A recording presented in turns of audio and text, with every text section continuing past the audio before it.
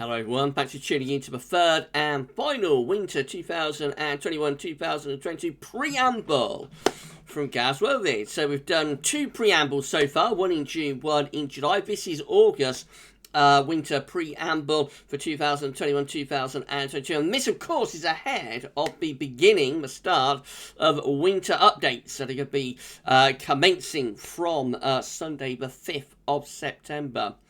So, yeah, you know, we're getting closer to our season of winter updates now, and we've been doing these preambles just to get everybody ready for what's to come. But now, you know, we're reaching proper updates nearly. But I've got one more preamble to do for you, and I will get on with that in a second. Please like, share, subscribe on all of the videos.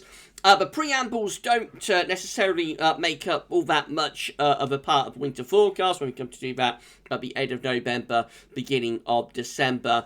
It's just so far away, you know, but it's kind of like the starting point, I suppose, along with the NAO forecast as well. So it's of interest and, you know, the interest value and just to prepare us and to move us along into our winter updates. So yeah, please like, share, subscribe on videos if you're enjoying these videos. These preambles are within the Winter 2021-2022 playlist on the GavsWeatherVids YouTube homepage, along with the NAO forecast that we release at the start of June. So so have a look, and you know, if you haven't seen the other 2 preambles, then have a watch of that of those. So let's go on with it then. So I'm going to turn up a webcam so I'm not obscuring the view. There we go. Right, so basically we're following on from the autumn updates, like the 7th and 8th autumn 2021 updates when we looked at July data. So we've looked at July CT and also July England and Wales precipitation for our autumn updates. And we're just carrying that on, you know, it's just a direct carry on from the autumn into the winter season. So we begin with a CT for this third and final preamble. So the central temperature for July 2021 came out at 17.7. It was very warm July, and so we're going to be looking at winters following July's with a CT range of 17.4 to 18.0, which of course places July 2021 slap bang in the middle of the range. I've got to say thank you so much to Shryan, so much to my good friend Shryan Bruin, for sorting out all of the relevant years for both the autumn updates and carrying on into the winter updates as well. So thank you so much, Shryan, for all of the help. Absolutely incredible. Thank you so much, my friend.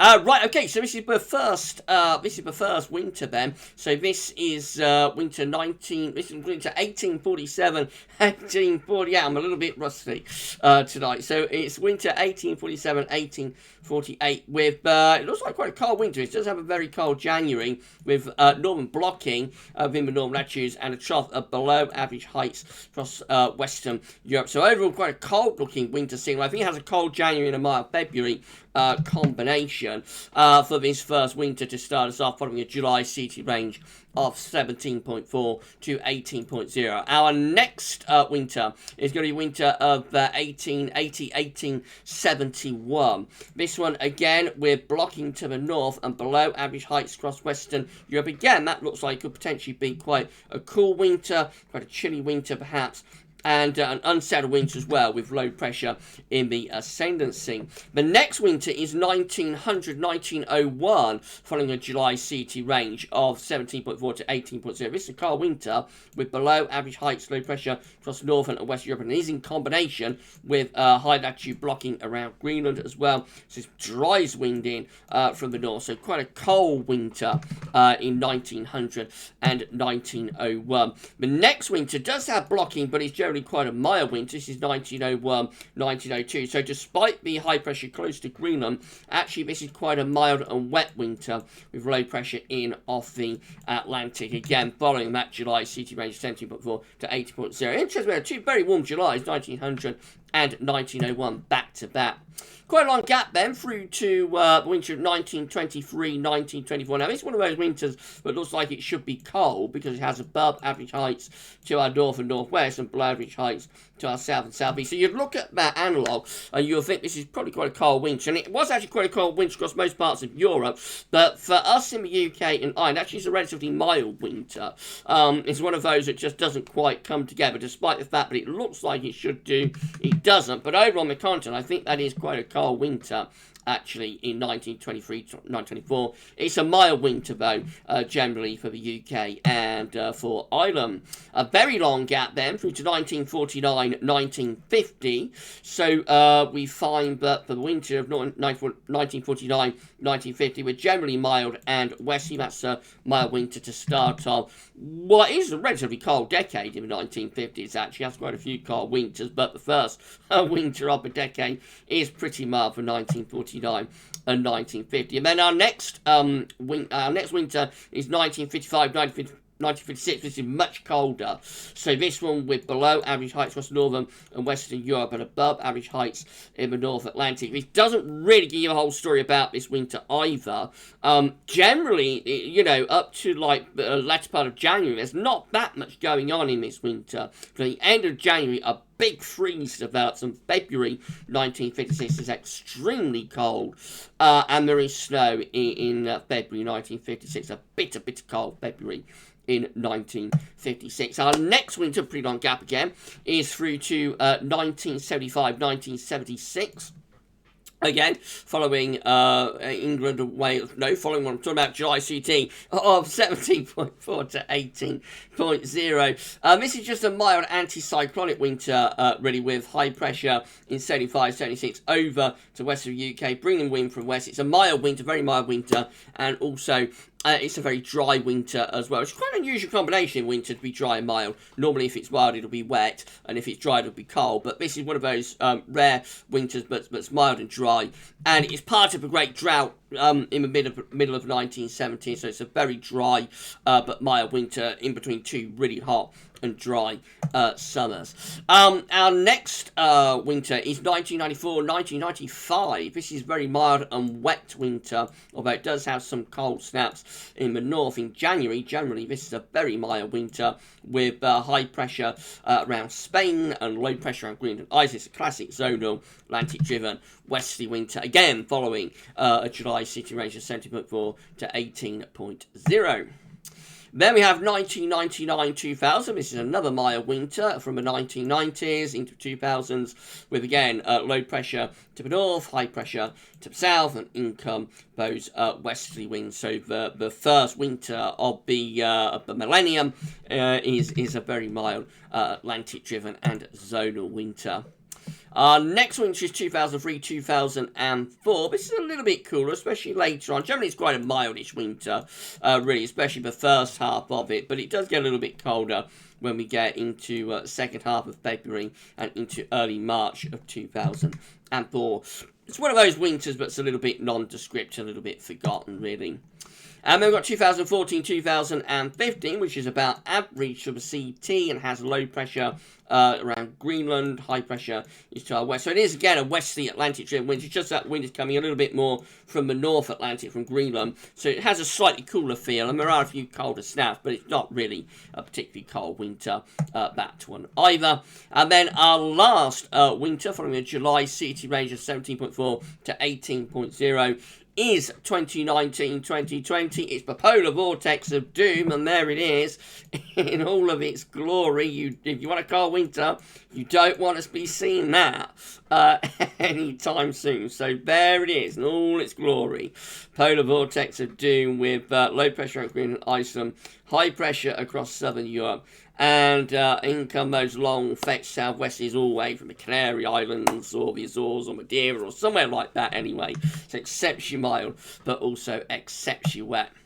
Right, let's start putting all that together then. So this is how all Decembers combined are looking, following a July city range of 17.4 to 18.0. Generally wet and mild for these Decembers, quite strongly signalled, with low pressure below average heights over to the north of the country, above average heights in the middle of the Atlantic. It might line up the jet stream on a northwest-southeast alignment a little bit with some of those that could be a little bit cooler, perhaps, a few cold snaps, but generally that is just an Atlantic-driven wet and mild signal. All January's combined following a July CT range of 17.4 to 18.0 look like this.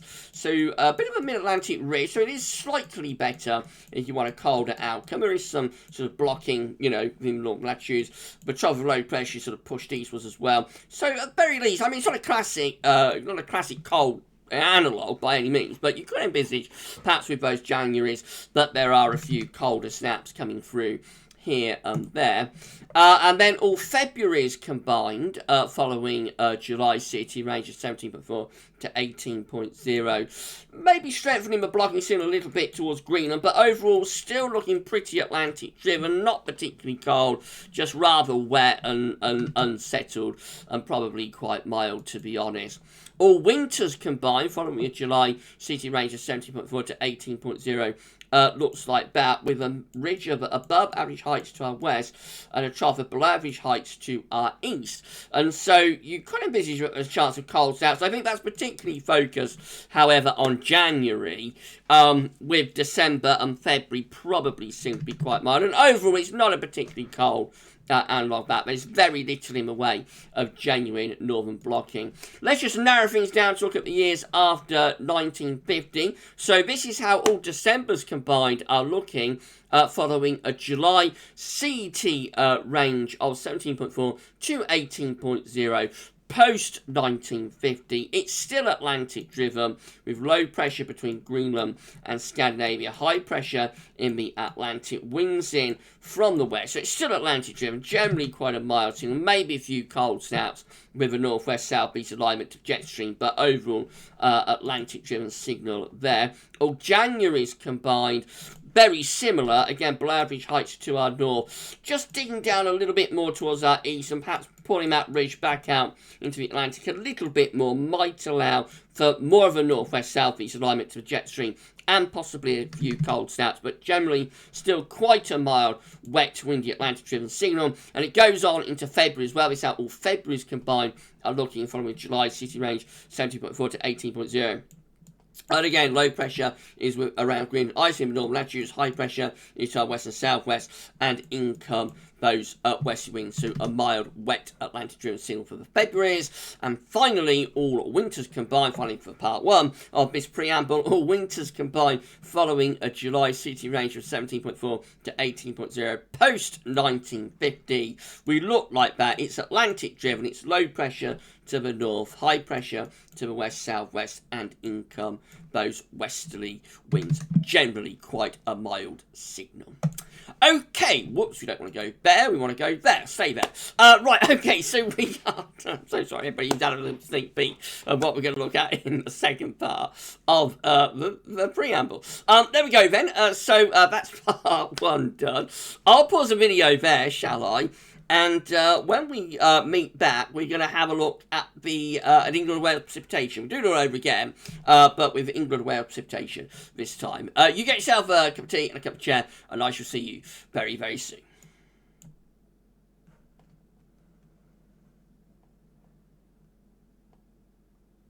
Okay, we're back, and we're ready to resume the third and final part of our, or ready to resume the final part of our third and final, what am I talking about? Let's do it again. We're back, and we're ready to resume, I'm so sorry everybody, we're ready to resume the second and final part of our third and final winter 2021-2022 preamble. I'm going to get my brain together before I start doing winter updates, because they get a lot more complicated than this, with like several pauses through videos. I've only done one with this, I'm already getting mixed up. I'm getting a bit old for all of this. I think I'm going to have to retire before too much longer, to be honest. It's all getting too much for my brain. So I shall get on with the rest of the final winter 2021-2022 preamble for you in a second. Just to say that if you're enjoying this preamble, then please can you like, share, subscribe. It's so much everybody for doing that for GavsWeatherVids. So drop a comment, let us know what you think about this and all of our videos. Right, okay, so I'm going to turn off webcam again. And this time we're looking at England Wales precipitation for July. So in the first part of the video we looked at the July CT, central temperature. Now we can look at England Wales precipitation. Of course, the England Wales precipitation index goes all the way back to 1766. It goes back a very, very long way indeed. The CT goes back to 1659, though, by the way. And it's one of the longest, most reliable precipitation series anywhere in the world. Right, let's scroll down through the centuries and the decades and the years all the way down to 2021. There is the current year down there, and we can see that for July 2021 we came out with an England and Wales precipitation range of 90.4 millimeters. 90.4 millimeters was where we finished up with England and Wales precipitation for July 2021. And so very simply, as we did with our autumn update, I think it was the 8th autumn update, we're going to have a look now at winters following July's with an England and Wales precipitation range of 84 to 96 millimeters, and we're going to do it all over again. This will be the final time for the last preamble, and then remember, after this we're on our way to winter updates. Right, so here we go then. We've got winter of 1836 1837, looking quite a cold winter this one, with below average heights, low pressure across northern and western Europe, combined with blocking in the northern latitudes. So that looks like it's cold winter with winds in from the north following a July England and Wales precipitation range of 84 to 96 millimeters. 1836, 1837. Let's start closing down these tabs, shall we? Our next what am I talking about? Our next winter is going to be 1840, 1841. This one also looking cold. This seems to be a better series already for colder winters, perhaps compared to CT series in the first part of the video. So this one with extensive blocking around Greenland, low pressure to our south, winds in from the east. That looks like it should be cold, or maybe even a very, very cold winter with that one. Our next winter is going to be 1841, 1842. This one also with extensive blocking within the northern latitude, below average heights to our south, and winds again in from the east. And again, following a July England Wales precipitation ratio of 84 to 96 millimeters. Next up, we have 1848, 1849. This one looks much milder, with low pressure around Greenland and Iceland, high pressure around Spain, and up come those southwest winds. A mild Atlantic-driven and zonal winter for 1848, 1849. Our next winter is going to be 1851, 1851, 1852. That's right. This one with a mid-Atlantic ridge going towards Greenland and some below average heights to our east as well. And it means that it's probably a mildish sort of winter. We might have a few cold snaps with that one. Our next winter is going to be 1865, 1866. This one just looks mild, wet and zonal, with lots of low pressure around Greenland and Iceland. Again, in come those southwesterly winds, so it's another mild and Atlantic-driven winter. Winter updates are coming, everybody. Our next winter is going to be 1873, 1874. This one looks dry and mild, high pressure over the UK and Ireland, low pressure around Greenland, Iceland. Jet stream is pushed northwards. After those first colder winters, it looks like running out of those, and we're going into milder winters generally now. Our next winter will be 1889, 1890. This one looks colder. This one has high pressure over Scandinavia, and winds are in from an easterly direction. So that's a colder winter, I think, for 1889, 1890, and also drier. Our next winter, following July England and Wales precipitation range of 84 to 96 millimeters, is the winter of 1890, 1891. This one is very, very cold, severely cold in December. Has the coldest December within the CET index, actually. Very easterly winter as well. Lots of easterly winds and a really cold winter for 1890, 1891. I think it's milder later, but certainly December 1890 is severely cold. Comparable with December 2010, but December to remember. The next winter is 1891, 1892. This is quite a mild and wet winter with low pressure over northern and western parts of Europe. We're into the 20th century now. We've got 1908, 1909 showing up next. This is quite a cold winter. There aren't that many cold winters in the first sort of 40 years of the 20th century. There are a few, though, and this is one of them. 1908, 1909 is quite an easterly winter and does have regular cold interludes and also some snow at times. 1909, 1910 is just very mild and wet, or a very wet winter. I don't think it's overly mild, but it is a very wet winter for 1909, 1910. Then we've got 1912, 1913. This is another mild winter with low pressure to the west and high pressure to the east. We bring up winds from a southerly direction. Winter updates are coming. We've got 1914, 1915 with deep low pressure over the top of the UK and Ireland. That's a very, very, very wet winter for Western Europe. And we've got 1927, 1928. This is a bit of a teaser winter with low pressure to our west and high pressure over Scandinavia. This has a cold December and a classic white Christmas, courtesy of the Scandinavian high and easterly winds. However, after Christmas we thaw out, and the rest of the winter is generally mild and wet, but it's setting up a much colder winter for 1928, 1929. The next winter is much, much colder. They've got 1954, 1955. This is a genuinely cold winter. This one has high pressure blocking around Greenland and low pressure across northwestern Europe. And again, winds are in from a north to northeast direction. That has a mild December in 1954, but once that's out of the way, January and February 1955 are both cold with regular periods of snow. That's a cold mid-1950s winter. Winter updates are coming very soon, everyone. Right, this is 1958, 1959. This is quite a coldish winter as well, especially so in January, with a bit of a high pressure to the north. And then we've got 1973, 1974, which is a very mild and wet winter.